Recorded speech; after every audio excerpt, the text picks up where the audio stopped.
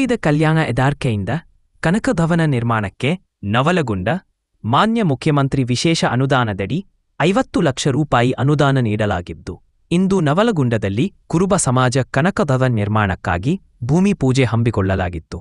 ಶಾಸಕರು ಎನ್ಎಚ್ ಕೋನರೆಡ್ಡಿಯವರಿಂದ ಹಾಗೂ ಸಮಾಜದ ಮುಖಂಡರಿಂದ ಭೂಮಿ ಪೂಜೆ ಮಾಡಲಾಯಿತು. ವರದ್ದಿ ಕೇಶವ, ಎಸ್ ಮಾಕಣ್ಣವ, ನವಕ್ರಾಂತಿ ಡಿಜಿಟಲ್, ನವಲಗುಂದ. ಕುರುಬ ಸಮಾಜ ಎಲ್ಲ ಹಿರಿಯ ಗೆಡ್ಡಿ ಸಾಹೇಬರಿಗೂ ಕೂಡ ಸಮಾಜದ ಪರವಾಗಿ ಎಲ್ಲರ ಪರವಾಗಿ ಸ್ವಾಗತವನ್ನು ಕೋರುತ್ತೇವೆ. ಅದರ ಜೊತೆಗೆ ನಮ್ಮ